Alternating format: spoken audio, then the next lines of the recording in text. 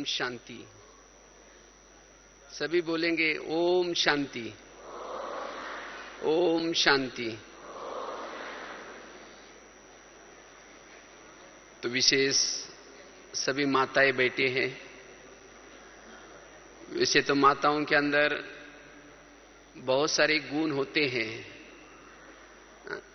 और माताओं के अंदर सहन शक्ति का गुण होता है, लेकिन कभी कभी सहन शक्ति की कमी के कारण जीवन में विभिन्न प्रकार की क्या होते हैं, समस्याएं आ जाते हैं। तो अगर माताओं को शिव शक्ति बनना है, शक्तिशाली बनना है, इसीलिए बाकी और सभी गुणों के साथ साथ एक सहन शक्ति के गुण को धारण करना है, क्योंकि इस गुणों की कमी के कारण मन में व्यर्थ चिंतन बहुत चलता है। क्या करूं, कैसे करूं, ये ऐसा होता है, वैसा होता है, और ये व्यर्थ चिंतन, पर चिंतन शिव शक्ति के बजाय कमजोर बना देता है। इसीलिए हमें सहन शक्ति का गुण, और वैसे तो योगी जीवन में सहन शक्ति बड़ी आवश्यक है। अगर सहन शक्ति की कमी है तो हम आत्मचिंतन, परमात्मा चिंतन, ज्ञान का चिंतन, मनन चिंतन नहीं कर सकते। वैसे तो भाइयों में भी सहन शक्ति की कमी है, लेकिन भाइयों के अंदर अगर सहनशीलता का गुण कम होता है तो क्रोध का रूप धारण करता है, और माताओं के अंदर अगर सहन शक्ति की कमी है तो परचिंतन का रूप धारण करता है। और परचिंतन करने से समय व्यर्थ चला जाता है।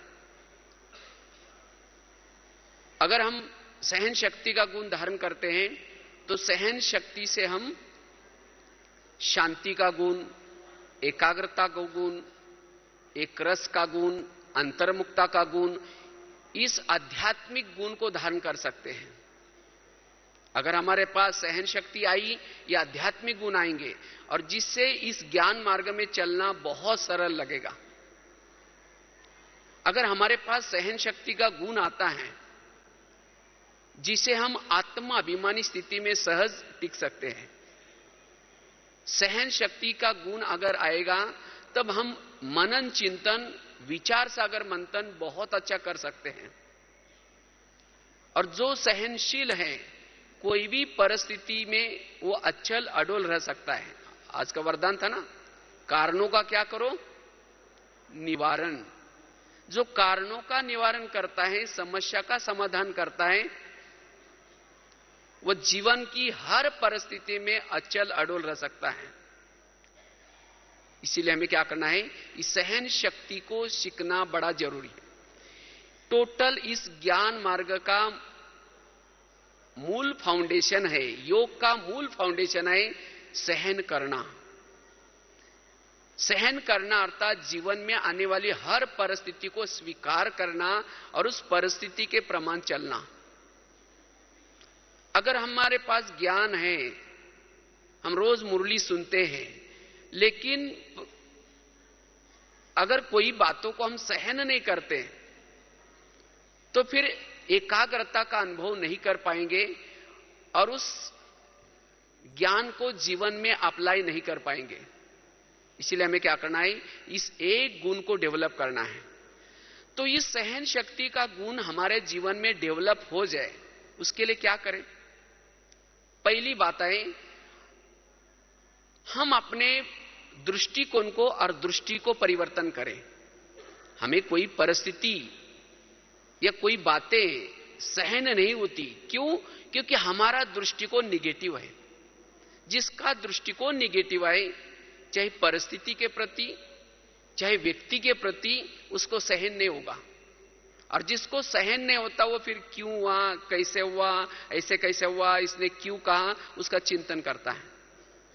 वास्तव में परिस्थितियां कुछ नहीं है, परिस्थिति हमारा निगेटिव दृष्टिकोण है। मैंने कहीं एक बहुत सुंदर एक घटना सुनी थी। कहीं एक माता जी थी,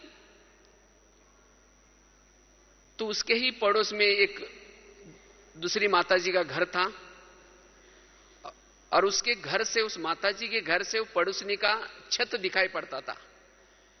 लेकिन उस माताजी का उस पड़ोसनी के प्रति बहुत ही ईर्ष्या थी। रोज क्या करते हैं, उसके जो छत पर कपड़े सुखाए होते हैं, उस कपड़े को देख करके कहते हैं, पता नहीं है माताजी,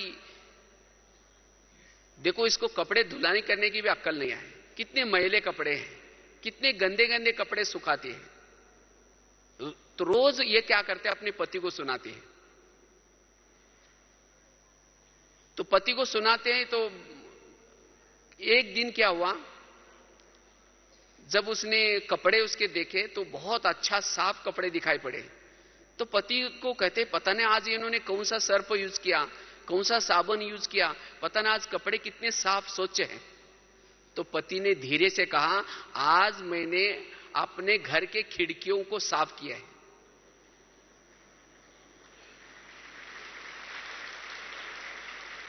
मतलब समझा? रोज वास्तव में वो पड़ोसनी माताजी रोज कपड़े अच्छे धुलाई करती थी, लेकिन वो उसको कपड़े गंदे क्यों दिखते थे?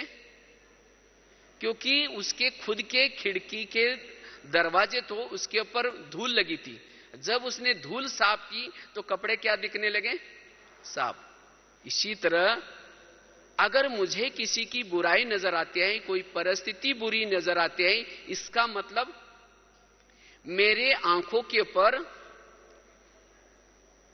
व्यर्थ बातों का, व्यर्थ दृष्टिकोण का धूल लगी है, और जिसके कारण दूसरा व्यक्ति कैसा नजर आता है? बुरा नजर आता है। और फिर उस बुराई को लेकर के हम दूसरों को सुनाते हैं। उसका समय भी खराब किया, अपना समय भी खराब किया। इसीलिए क्या करना पड़ेगा? अपने दृष्टिकोण को साफ करना पड़ेगा। अपना दृष्टिकोण हर व्यक्ति के प्रति स्वच्छ बनाने की आवश्यकता है। तो जिसने दृष्टिकोण को स्वच्छ बनाया, हर व्यक्ति के प्रति अपने दृष्टि को स्वच्छ बनाया, उसके जीवन में हर परिस्थिति को सहन करने की ताकत आ सकती है। उसके मन के अंदर का निगेटिव खत्म हो सकता है। इस सीजन की बाबा की जितनी भी मुरलियां चल रहे, व्यर्थ को खत्म करो, समय रूपी खजाना बचाओ, संकल्प को बचाओ। लेकिन आज हमारे संकल्प व्यर्थ जाते हैं, समय व्यर्थ जाता है।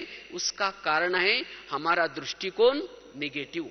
तो निगेटिव दृष्टिकोण को पॉजिटिव बनाने की बड़ी आवश्यकता है।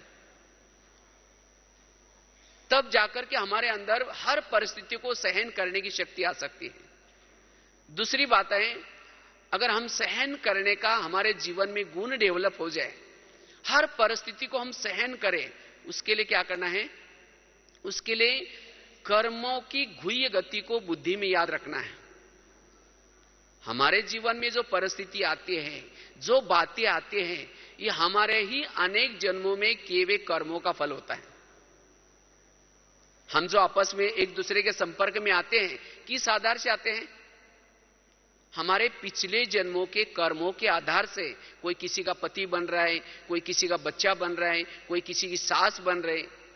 और जब वो पिछले जन्मों के कर्मों के हिसाब को चुकता करना चाहते हैं, कोई परेशान करेगा, कोई तंग करेगा, कोई चुगली करेगा, और जब ये घटना हमारे सामने आते हैं, तब हम सोचते हैं ये ऐसा क्यों करता है, इसने ऐसा क्यों किया, ये मेरे साथ ही ऐसा क्यों करता है। और इससे ये बातें हमें सहन नहीं होती। और जब सहन नहीं होती तो मन में बहुत सारे विचारों के तूफान चलते हैं। फिर ऐसी आत्मा क्या करेगी? ना आत्मचिंतन कर सकते हैं, ना योग लगा सकते हैं। योग में माया आते हैं, मैंने कुर्ली राक्षस आकर के नहीं लाता। योग की माया क्या है? सारा दिन किसी ने कुछ बोला, कुछ कहा, कुछ इंसल्ट किया, वही बातें योग में बैठेंगे तो याद आएगी, तो योग की एकाग्रता भंग हो गई। इसीलिए हमें क्या करना है? इस कर्मों की गुह्य गति को बुद्धि में रखना है। जो भी मेरे सामने परिस्थिति आ रहे हैं, ये मेरे ही कोई कर्मों का फल है। इसीलिए मुझे क्या करना है? उसको सहन करना है, उसका सामना करना है, उसके बारे में सोचना नहीं। तब जाकर के सहन शक्ति का गुण डेवलप होगा। तीसरी बात है, अगर हमारे पास सहन शक्ति आए परिस्थिति के विचार ना चले, उसके लिए क्या करना है? मेरे को तेरे में बदलना है। बाबा ने कहा ना पिछले मुरली में, मेरे को क्या करो? तेरे में। आज कोई भी परिस्थिति आते हैं, परिस्थिति बड़ी क्यों लगती है? हम उसके बारे में सोचते हैं, ये क्यों हुआ, कैसे हुआ। अगर मन से सोचेंगे नहीं तो परिस्थिति खत्म हो जाएगी। जब मन में सोच सोच करके परिस्थिति को पहाड़ बनाते हैं, क्योंकि सोचने से हमारा देह भान आता है, और जब देह भान आता है वो बातें बड़ी बड़ी नजर आती है, और जब हम उस बातों को सोचेंगे नहीं तब हमारी निराकारी स्थिति रहती है, और जब निराकारी स्थिति से उस बातों को देखेंगे वो बातें कुछ नहीं होती। इसलिए हमें क्या करना है? कोई भी बातों के बारे में सोचना नहीं। मेरा काम है प्रभु का चिंतन करना, सकारात्मक चिंतन करना, और प्रभु का काम है भक्तों के जीवन में, बच्चों के जीवन में जो समस्या आई उससे उसका कल्याण करके दिखाना।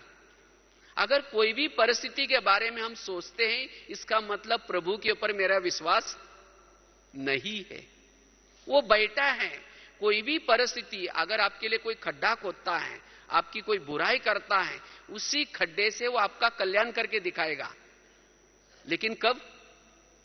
जब आप उस परिस्थिति में उसके ऊपर विश्वास रखेंगे, उसी समय भी आप आत्मचिंतन, परमात्मा चिंतन और बाबा का चिंतन करेंगे तब। इसीलिए मैं परिस्थिति के बारे में नहीं सोचना है। अगर परिस्थिति के बारे में सोचा मतलब उस बाबा के ऊपर आपका विश्वास नहीं है, उसके ऊपर भरोसा नहीं है, तब वो परिस्थिति, हमें परिस्थिति महसूस नहीं होगी, लेकिन कुछ दे के चली जाएगी। तब हमारे अंदर ये सहन शक्ति का गुण आएगा।